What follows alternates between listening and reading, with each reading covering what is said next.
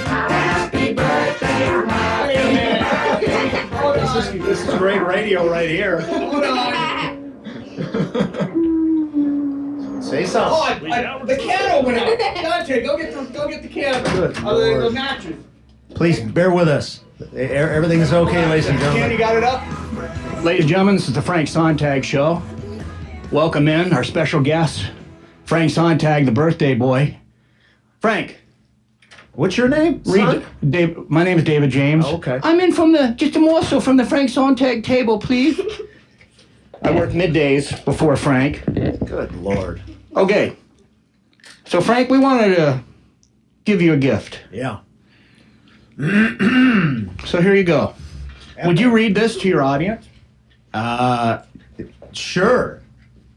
Why don't you read it? And then my former New Age friend, Oh my gosh. who came to know Jesus. Do you think blowing out one candle will work for you? Sure. Glad you were born, Frank, 62 years ago. Wow. There you go.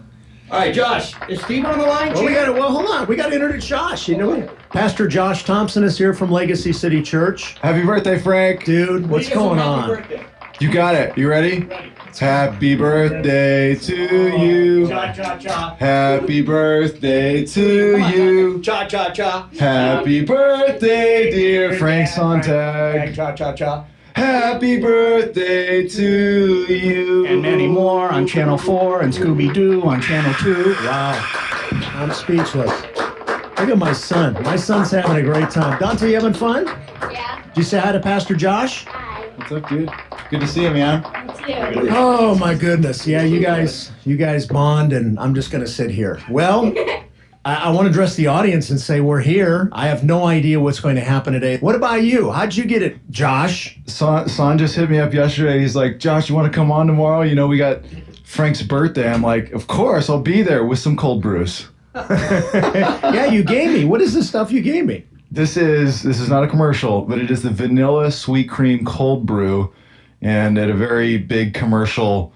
Yeah, an establishment that is around. And I normally don't drink coffee there, but I will drink this. Okay, somebody's waving. What do we got now? Phone. Somebody's on the phone. Who's on the phone?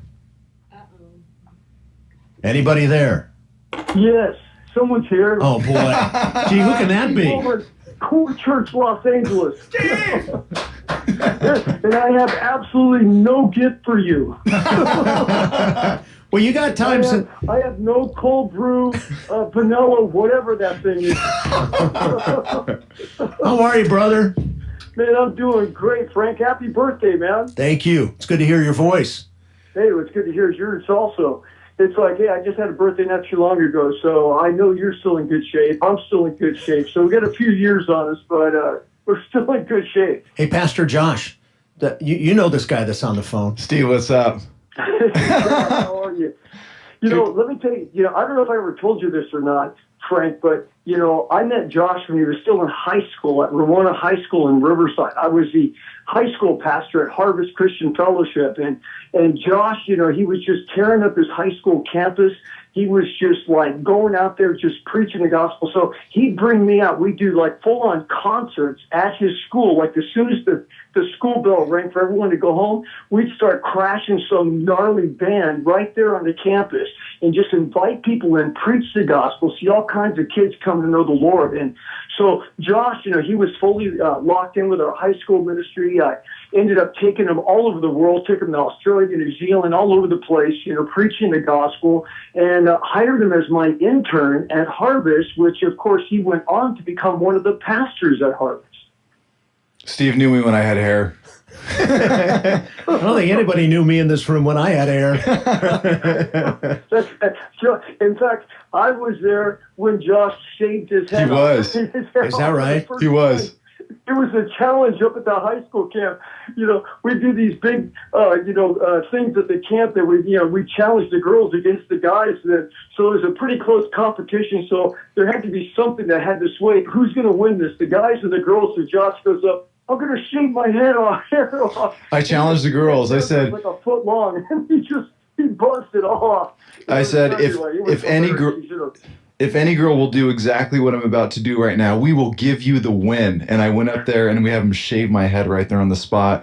and no girl challenged us, and we did win that day. Wow. So He winning. walked away with the trophy, and he had all the goods. It was hilarious, but it's so cool to see. Not only did Josh, continue, and he grew in his relationship with Christ, and he, obviously went on to be one of the pastors at Harvest. But we were in my garage. This is, I don't know, Josh, up to like at least 10 years ago, maybe 11 years ago. And we were in my garage talking at like 1 o'clock in the morning. And I was just sharing with Josh how I had such a burden in my heart to do something besides just being an associate pastor at a great church, because Harvest is an awesome church. But I wanted to go out and do something in a place where something wasn't happening. And he was just like, yeah, I have that feeling too. And who would have known that years later, I would have come to Los Angeles, started a church, and then Josh moved to Studio City here in LA, and he starts a church. And so it was kind of birthed in my garage. It's a miracle following in your footsteps. And Steve's poured into me for so many years, still a father in the faith, still pouring into me today, and just so thankful. So thankful for both these guys, Steve Wilburn and Frank Sontag, that I get to sit in this circle. Pretty cool. Yeah, it's great. Josh has always been like a son to me and my wife, and we've loved him. And here's another crazy story for you, Frank. Okay, here's something that most people don't know. Okay, you want another crazy story? I think so. Go ahead. Okay, so I'm studying in my office at Harvest when I was, studying I used to teach Sunday night service there. So I was there late one night. It's like 1 o'clock in the morning, and I get this random email from someone I don't even know. And this is back around like 2000 or 2001, whatever it was. And it's this email like, hey, do you want to do the MC on Saturday night with Billy Graham preaching his last time at the Rose Bowl? And I'm like, what kind of what? Is this a joke? And I don't even know who it is, so I emailed back, sure, no problem. It's like 1 o'clock in the morning. So he emails me back, he goes, okay, great. And I'm like, okay, great, what? And I said, well, what do I do? He goes, well, just go up to this one gate and they'll give you all the badges. I'm like, okay. And then I get this email back, do you know anyone that can do like a final prayer? And I'm like, sure. So I end up being the MC on Saturday night when, third day, Cutlass, all these bands are playing and everything. Billy Graham speaking at, Rose Bowl. There's 101,000 people there. And the one guy that I brought to do the final prayer, Josh Thompson. Get out of here. Can you believe it? I snuck in. What They let me in. A couple of partners in crime here. Wow, what a story. It was hilarious. And then, so here's me and Josh. We're sitting there, like 4 rows of chairs up on the stage. Billy Graham, the famed evangelist, is preaching, and we're like 4 seats away from him. And then behind us is like third day, Rick Warren, and here's me and Josh. We're sitting front and center next to Billy Graham. What are we doing front row? Wow. It's like talk about crazy stuff happening, but anyway. Well, I tell you what, Steve, it's great to see you. I was actually thinking about you this morning, yesterday on my run, like I usually see you during the week. It's been a while. Let's chat. It sounds like you have, God's got some things brewing in your life. Anything I can do to help? And at the very least, any excuse to go watch you eat is worth it in and of itself. Hey, listen, anytime I can strap on the feed bag with you, I'm ready to go. All right, brother. I love you, Steve. Happy birthday, Frank. Good talking to you, Josh. May the Lord bless you. Love you, Steve. Thanks. Love you, Steve. We'll see you, Frank. Bye-bye. God bless you. Josh, I want to ask you a little bit about legacy, but Pastor Greg told me a story about Steve. They hear that they found the bullet car, and it's in Mexico. And Pastor Greg's like, yeah, right, sure. A little bit of my thought too. And the guy that called Pastor Greg and said it's there, Pastor Greg finally goes, well, who would I call? Pastor Steve. So he sent Steve down there, and Greg's telling me the story like, no way, the bullet car, sure. And I guess Steve went down there, and they started pulling doors apart, and they found serial numbers, and Greg says, Steve calls him, and he's screaming on the phone, it is the bullet car, it is the bullet car. And Greg still said, I think it's a prank, but needless to say, it's been validated and verified. And Pastor Greg's got a great book out right now on the life of Steve McQueen, an American icon. Absolutely amazing, yeah. And I mean, and Steve, of all guys, he is like the gearhead and muscle car. So he was like, probably, boss, you can't believe what I found down here. You know, he's super ecstatic about it. But yeah, I haven't seen the car. It's sounds amazing though. Speaking of cars, you've done a little tinkering in your time. Yeah. Tell us a little bit about that penchant. Yeah, the way that I go about getting things, I'm always looking for that deal. I'm always looking for that angle, and so the Jeep that I found, I love Jeeps. We're into off-roading and goofing off and doing that kind of stuff. And so we found one in Florida, and we had that thing shipped out here, and we had took apart a bunch of the suspension and put wheels on it and all that stuff. But anyways, long story short, we fixed that thing up, and it's a fun little 4-door beast. It's beast mode to the highest level. We 12,000-pound winch on the front of it, just in case I want to pull down a tree or a house or anything like that. You never know. You never know. The car doesn't weigh that much, but you just always need that much power, right? So, yeah, we have fun with it. I want to thank you also, not only for being here and surprising me, but for allowing me the privilege to preach at your church a few weeks ago when you were at Harvest America in Phoenix, speaking of Pastor Greg. Tell the listeners about Legacy and some of what God's doing in this church, that every time I go back there, it's like it's growing, it's more vibrant. Mm-hmm. Clearly, there are things going on at Legacy City. Thank you, Frank. Yeah. Well, we love you, Frank. So blessed to be a part of your birthday and hang out on the radio. But, stepping into the city, I didn't know who we'd come in contact with. And, of course, Pastor Steve, Pastor Greg have been a huge bridge and blessing, in my life, just to be able to have this opportunity. And you, Frank, have been extremely generous to us. And so it's a blast when you come out and speak. The people are excited. I was nervous to leave because we're a new church. We've only been going about 2 years, 10 months, and so it's, when I leave, I want to make sure that somebody's going to be in there that's really going to handle the pulpit right and really go after the people, really love and care for them. And I know that you love people, Frank, and I know that you love Legacy. And so it was a joy for you to come out and speak, and the people were just stoked and super excited about it. But we're marching along. We'll be coming up on 3 years in September. Wow. We're in Studio City. We're off Laurel Canyon and Ventura Boulevard. All the information for our church is legacycitychurch.com, and really our service time and directions and all that stuff. But we're baptizing this weekend. So this Sunday is Baptism Sunday. Very cool. And we do it a little unique. I do the baptisms during the service. So we wrap the service around baptisms because, man, it's celebration day, okay? We're going to have cake after the service because, hey, we got spiritual birthdays happening. We got really monumental moments for people, and so we're going to celebrate. And we'll be dunking people and raising them to life in a symbolic way. But we're also doing baby dedication. So we're bringing a family on stage, and it's going to be a fun time. So that's happening right there at 11 o'clock. LegacyCityChurch.com. Mm-hmm. Legacy. And org. org. Yeah, both. Whatever you want. We own them both. We got them. All right. Well, I don't know what's happening from here. David James is here. My son is in the room. I have no idea what's going on here. So I guess I should segue to a commercial and just kind of pray for me. It is my birthday. I don't do these well. 2 years ago, Son surprised me on my 60th, and I'm still trying to get over that one. But we're grateful. Those of you that are listening, thanks. Just give us a listen. Keep us in your prayers. I'm just grateful that you make this program possible. I could not do it without you. And I hope you stay tuned, because you will be just as surprised as me. Whatever Son's got planned, I guess we're going to continue with the program in a matter of moments here on the Frank Sontag Show, 99.5 KKLA. Worship leaders, have you registered for Advic? Advic is the worship team event designed to help you. Thank you for joining us here on the Frank Sontag Show. It is a special broadcast. I am in the dark, literally, because today is my birthday, and my producer, Son Edom, I have no idea what in mind. Pastor Josh Thompson is in studio from Legacy City. We've had Pastor Steve Wilburn from Core Church LA.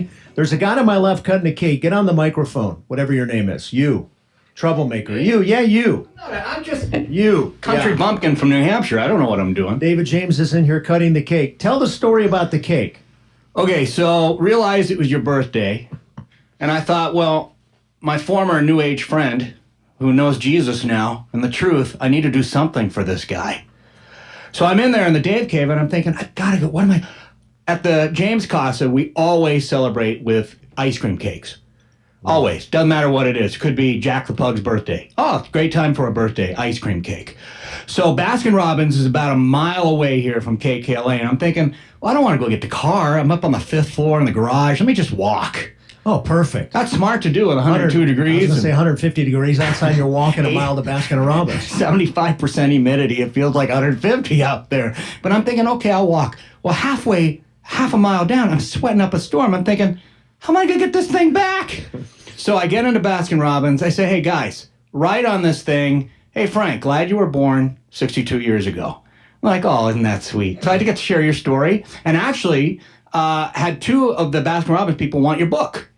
So we need to make sure you autograph. And, of course, I'll buy those books from you and then gift them to... Beautiful. I won't go for charity on that one. I'm good with that. So we walk back. I'm walking back praying, Lord, please give me favor. Every red light, and there's like 4 of them, please give me green lights. They were all red. And I'm thinking this thing's going to melt before we get here. But got inside the building, whipped it in the freezer, and it turned out Looks pretty well. beautiful. Yeah, man. Wow, thank you. So there was a little drama behind that. But okay, so when you get back to Joshua, I just want words of wisdom. What words of wisdom does Frank Sontag have on his 62nd birthday? Josh, are you interested in this too? Yeah, Frank, what would an older bald man say to a younger bald man? Boy, he's a little more harsh. Come than on, I am. I'm a bald man. He emphasized the older there. Sorry, He didn't say older bald man. He said older bald man. No, not just that. An older bald man. I'd say vintage bald man. All right, I take back the older. Yeah. Well, you're going to pay. Don't worry. I ain't going to let you off that easy. Well, I'll tell you this. Honestly, last night, I was up reading. I'm reading Story of the Life of David. And it got to be about 11 o'clock. I usually go to bed, and I'm like, you know what? I'm going to stay till midnight. I'm going to stay up till midnight, my birthday, whatever. And so I read till midnight. I went out on the balcony and just started praying. Like, Lord, whatever you do, I just trust in you.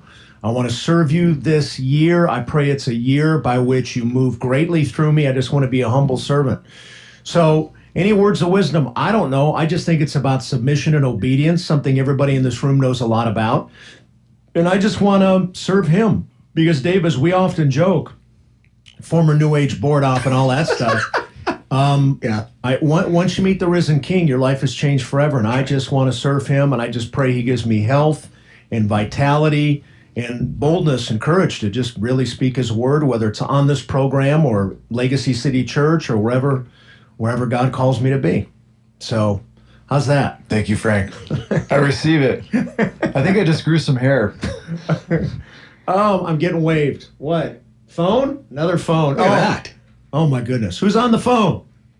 Happy birthday to you. Right.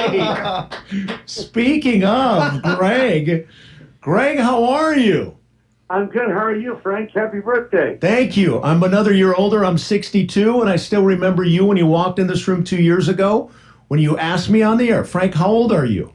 I said, I'm 60 today, Greg, and you said you're officially old, Frank.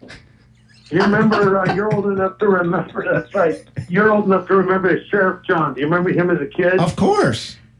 The kids that are kids, for anyone that's listening, back when we were kids, Frank and I, a long, long time ago, there was a show on where Sheriff John, they would wish people happy birthday, and they had that song, we'll have some pie and sandwiches and chocolate ice cream too, and so forth.